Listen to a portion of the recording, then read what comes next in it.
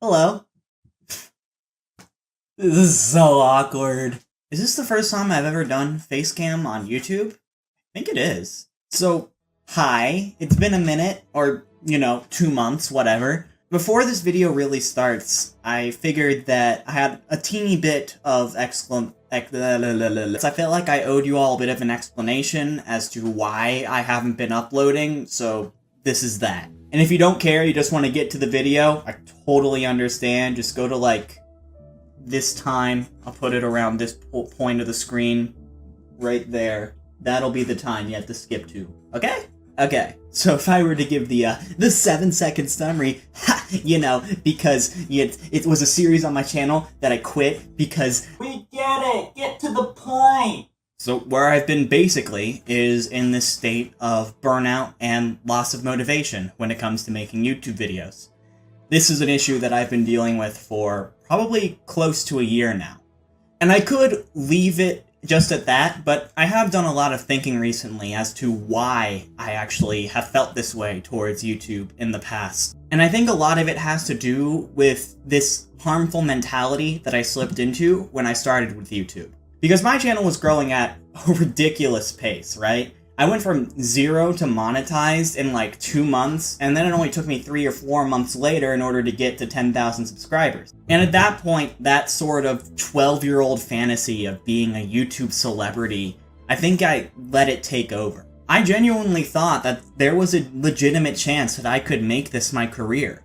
So I threw myself into it head first. I ended up making YouTube my #1 priority, and I just kind of let it become my life. At the same time, I've always loved statistics. I've always loved analyzing graphs and taking a big form of data and condensing it into something readable and understandable. So naturally, I got invested in the analytics and statistics of my channel.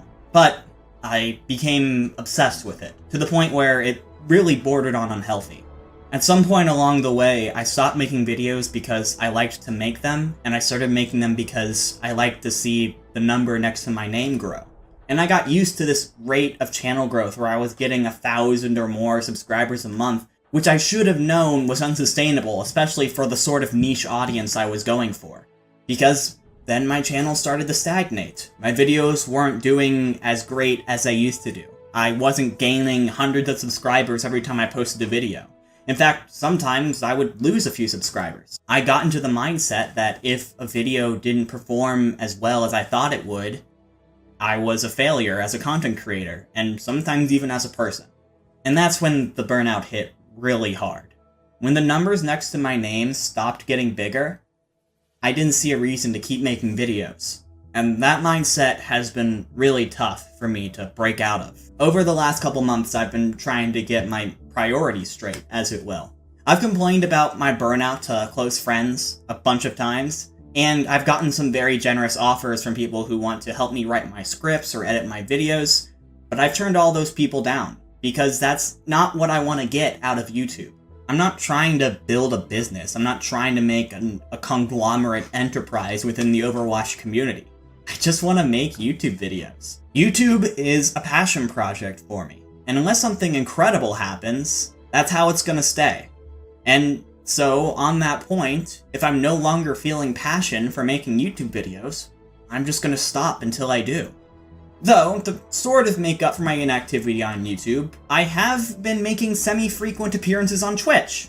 I've actually been having a lot of fun getting familiar with the new platform, playing whatever game I'm feeling like that day, talking with chat, and maybe putting a smile on a couple people's faces. If you're interested in me, and you want to keep up with that, then I'd really appreciate it if you followed me there and joined my Discord server. The links to both will be in the description and also in the comments section. Okay, one last thing, and then I'm done, I promise. If there are any aspiring content creators who are watching this, paying attention to your analytics is important, don't get me wrong, but don't let it define you. You are not a failure because a video didn't do as well as you wanted it to do. You are not a bad person because you lost a couple subscribers. No matter what the analytics say, this is your channel, and you get to decide what it looks like. So keep building up your brand, experiment, take risks, try new things. With each video, try your best to improve in some sort of way. Find a style that works for you, and eventually, people just might notice. Thanks guys, enjoy the video. Overwatch League's May Melee has come to an end, and with it, a weekend of intense battles are now behind us. I'm so glad to hear that monthly tournaments are going to become a staple of Overwatch League, at least for the rest of the season. Every match just felt so much more impactful, so much more was on the line, and you could feel it while you were watching these teams play. But I do have one serious concern. Why didn't they just call it the Melee? Feels like a huge missed opportunity. Anyways, what did the Melee tell us about our 13 North American-based teams, and how are they looking going into June? Let's take a look from worst to first. Okay, let's talk about the Titans. What a mess, dude. I'm not gonna pretend like I know what's going on behind the scenes, because I don't, but here's what I do know. Runaway is one of the most historic and universally loved teams in Overwatch. And because of some meltdown, assumedly between the players and the management, that original team is gone. These players refused Overwatch League offers in Season 1 because they all wanted to be on a team together. The fact that this is how their journey as a team ends, I'm gonna be honest, it'll be a while before I fully forgive this team management for letting that happen. Not to mention the fact that they've put their new team in the worst position possible. I want to remind you that in Season 1, the Dallas Fuel had the most public meltdown in the history of Overwatch League, but all it really resulted in was the head coach and like 3 players getting removed. This was the first time that we've had a complete reset mid-season, where every single player and coach were removed and replaced, and now they have to come together, some of them on 300 ping, to figure out how to play at an Overwatch League level, on the fly, in front of a fanbase who will constantly be comparing them to their predecessors. I do not envy the position these guys are in. However, I do have to give them props for the progress they've made in a few short weeks. I have an incredible amount of respect for the former Second Wind coaches and staff. This is a team that has been poached and rebuilt like 5 times, and they still managed to stay near or at the top of the NA contender scene. This kind of situation is their wheelhouse, and the players have more than proven that they want this and will fight to be respected. Shredlock, while inconsistent, has shown flashes of brilliance more and more often as the season has progressed. Dalton has been able to hold his own against some of the better hit scans in the league. Karkar and Rolf had a tough start, but I can see the steady improvement as the team play improves. KSA is playing admirably from the other side of the world, and the recent addition of Shockwave has been a huge boost. You could tell that this team's playbook was pretty limited with the hero pools of Dalton and Suna. Shockwave gives them a ton more options. For this team, playoffs are most likely out of the picture, but maybe they can give fans some hope with a few wins late in the season. So, where did I put these guys in my preseason rankings? 11th or 12th? Man, how did we get here? I mean, you've got players like Kariv, Logix, Cruz, and Nevix in the starting lineup. These are all players who have been around in competitive Overwatch since day 1, and players who have found success in Overwatch League. Maybe not the best team, but a decent one. And this is what I saw in the qualifiers. It was a tough lineup against both LA teams and the Shock, and they took at least a map off of all 3. But when the tournament started, it went downhill really fast. Yes, the Titans played way better than most expected. However, there's just no reason why Toronto should be going to a map 5 against them, not in the state they're in right now. From my point of view, it looked like the Defiant were expecting the Titans to be pretty easy. They probably didn't prepare for them much, and so when they started dropping maps, they started to panic and play worse. In the end, they were able to barely scrape by thanks to some map 5 heroics by Kariv, but you could tell that their mentals were shattered. This game was not supposed to go to map 5. And who knows, maybe if they had a little more confidence, they would have been able to take a map or 2 off of Atlanta. Also, don't think I haven't noticed the fact that you signed Zik and played him all weekend, despite the fact that Surefour and Agilities are still on the roster. I wouldn't be surprised if a few more retirement posts were on their way. If there's one thing that the Uprising have going for them right now, it's the fact that their major meltdown, drama, whatever, happened really early on in the season, so they have more time to recover from it and rebuild.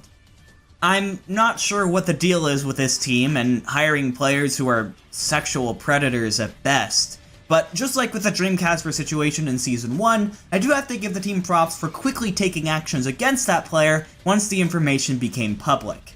And if this is the team that Boston will be running with for the rest of the season, fans do have a lot to be excited about. Punk, the new off-tank in town, has impressed me in his first week with the team. He was able to move into the team house with everyone else and has incorporated himself quickly and is showing off some solid diva play.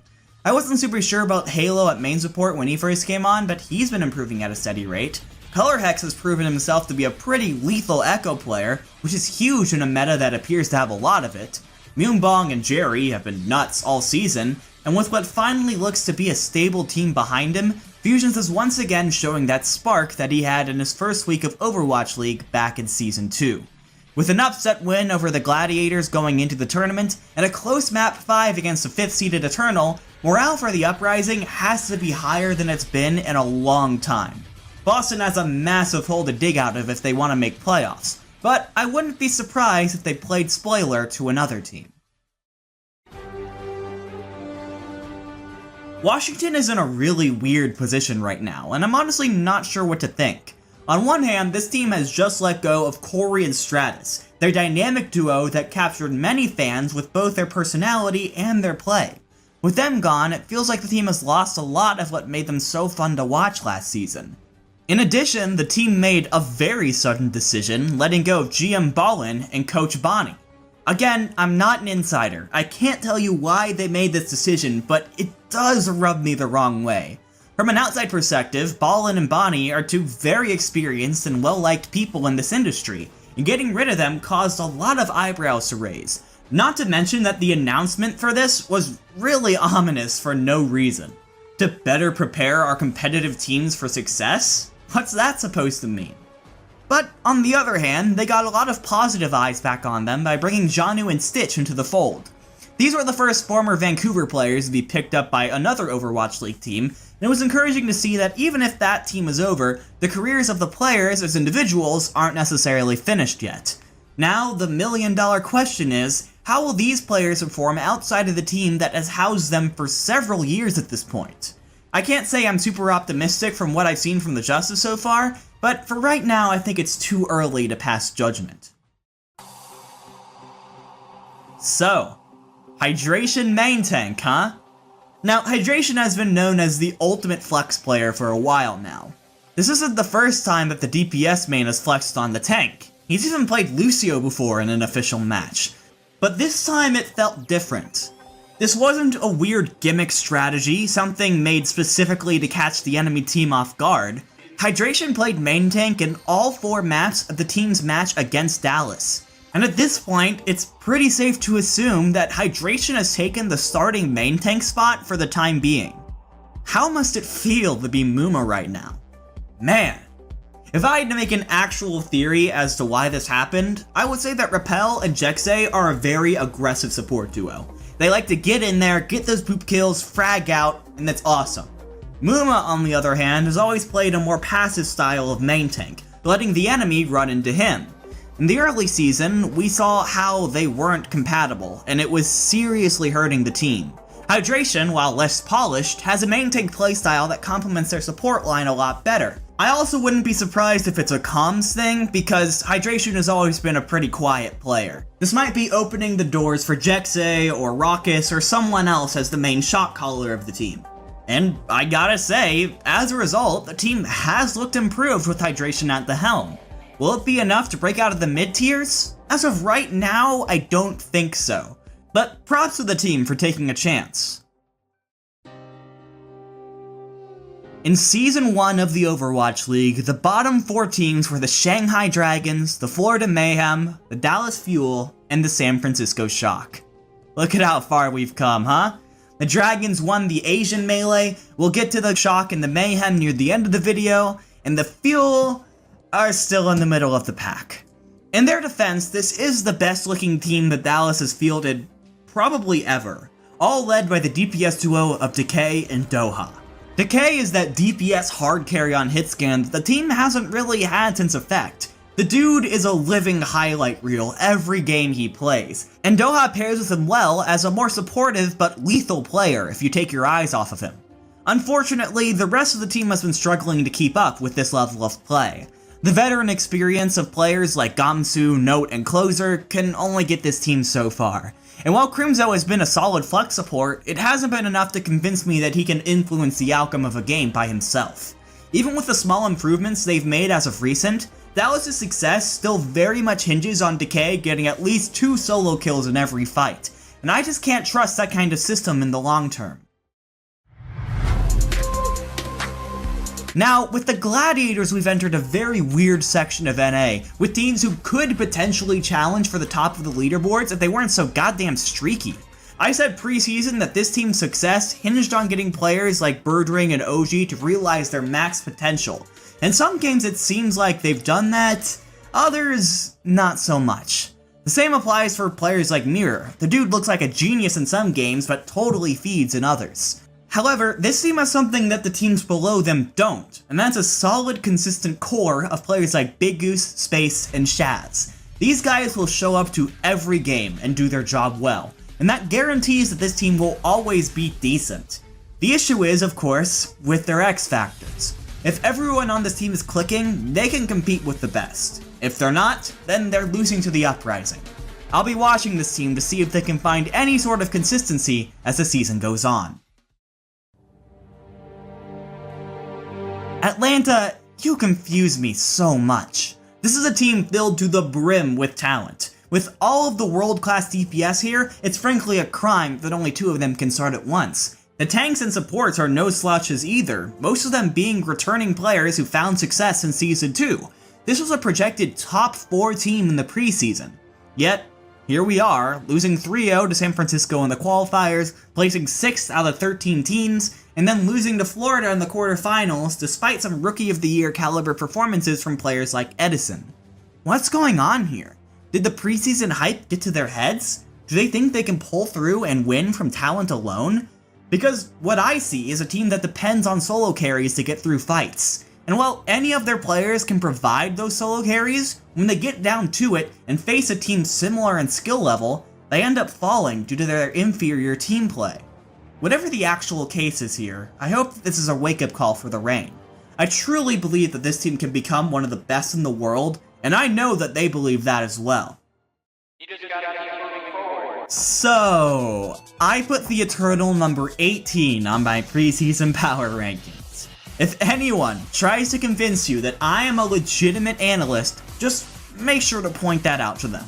I will absolutely eat my humble pie here, because just about everything on this team has panned out way better than I thought it would. FD God exploded out of the gate with his Reddit Lucio but good playstyle, and is now in the conversation for best Western main support in the game. Losing both Gray and Hip to retirement does suck, but Fielder has emerged as a fantastic flex support in their place. Soon has found a bit of a resurgence on hits again, and Hanbin has been just as good as advertised. I will stand my ground on this though. There was no reason to believe that Bembest and Nosmite would be as good of a main tank duo as they are right now. They were both below average in Season 2, and I have been blown away by the improvement from them both. To this I will mostly credit the improved coaching staff. Rush, 9K, Avala, Aid, they've all done a fantastic job with this team right now. But dividing, I can hear you say. Doesn't it concern you a little that they went to map 5 against the Uprising? No. Because here's the most scary part about the Eternal. They aren't even close to full strength. Fielder is probably a top 10 flex support right now, and he's playing on 300 ping. XZ, an early Rookie of the Year candidate, had to go inactive for medical concerns, and of course, Sparkle, the most hyped up free agent signing of the offseason, hasn't been able to play due to age restrictions. Until now. I can't wait to see this guy take the field for the first time. The LA Valiant are proof that you don't need to pick up the big names in order to compete, as long as you've invested in great scouting and coaching. Let's take a look at some of these players. You have Dreamer, who joined after a semi-final finish in Contenders Australia with the Sydney Drop Bears. There's Gig, who was thought of a very aggressive, unrefined Reinhardt in NA Contenders. No one thought he was Overwatch League level. You've got Rain, who was benched from the Florida Mayhem, Apply and McGravy, who were kicked off of the Florida Mayhem. The list goes on. When the Valiant brought on a new team with backgrounds like this, the entire community was convinced that this was a bottom 2 team, to the point where the Valiant had to make an official press statement to tell everyone that no, they hadn't given up. But actions speak louder than words, and I have to give massive props to Packing 10 and the entire crew for taking this roster that no one believed in and making something great.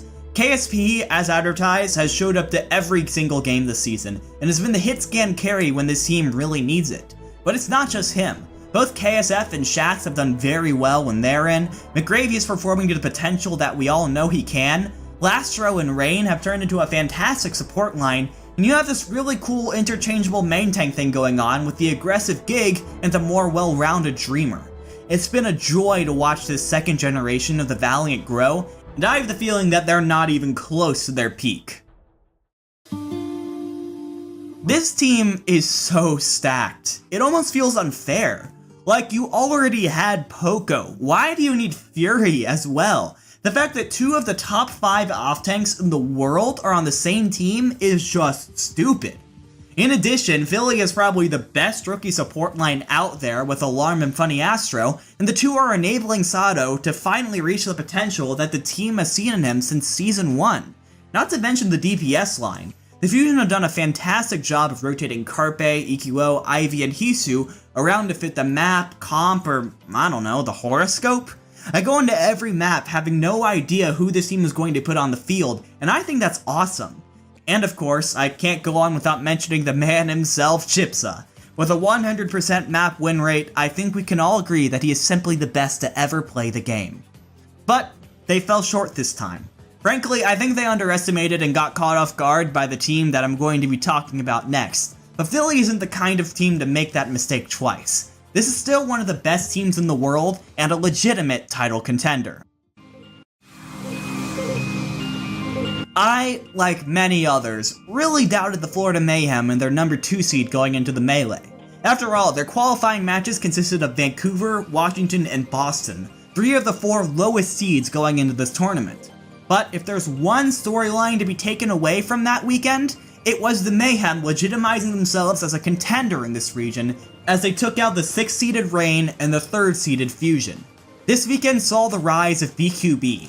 His DPS duo Yaki has already been seen as a deadly threat, but BQB has had a rough run in Overwatch League up to this point, seen as a more flexible but less skilled version of Saya player.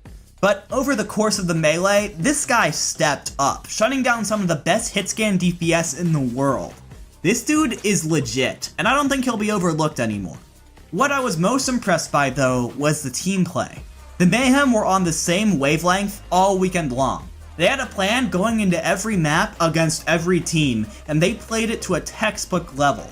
All of a sudden, Kuki has his hat in the ring for Coach of the Year. This was the best weekend in the history of the Florida Mayhem, and I'm so glad that their often suffering fanbase finally has something to cheer about. And by that I mean signing the Sideshow Overwatch, baby!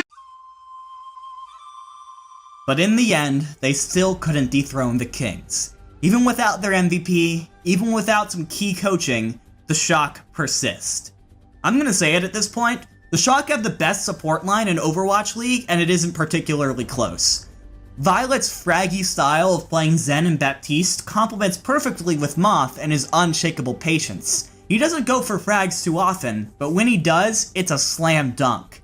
Now you just have Twilight sitting on the bench? How is that allowed? But the Shock aren't just big names. San Francisco did some fantastic scouting on Ansun? Can I get a confirmation on how you say his name? I've genuinely heard all 3. But this dude is nuts, and he was retired for almost a year prior to this. No one saw this coming. The Rookie of the Year frontrunner has dominated on McCree and Widow all season, gathering some mind-blowing stats along the way. And of course, Rascal has emerged as the best Echo in the world. This dude can play anything. And then the tanks. Choi Hyobin is a bit more quiet, but he's maintained his position as a top 5 off-tank no matter what's in the meta. And with Super and Smurf, the Shock have this crazy tank situation that feels like what the Valiant has on steroids. With Super doing Gig's role, but better, and Smurf outperforming Dreamer. You know, I understand that going into this weekend there was a little bit of doubt about the Shock. They were dropping a few games, other teams were looking flashier than them, they lost a lot of their DPS riches with Sinatra and Architect jumping ship, but the Melee was the first time in a long time that we got to see these teams play with no hero pools. The way we get to eventually decide who gets to hoist a trophy at the end of it all. And with those parameters, the Shock sent a clear message. It's gonna take a lot more than that to knock the Kings off of their throne. Thank you all so much for watching. I know a lot of you are asking, what about the APAC teams? What do you think about them? Here's the deal. I just can't stay up until 4 AM every night to watch those games. And if I'm gonna make a version of this video for those teams, I'm gonna have to catch up, watch some VODs until I actually feel like I know what I'm talking about. But if you want an APAC video, please let me know by leaving a like, commenting, subscribing, all that good stuff. I would really appreciate it. Until next time though, don't get tilted.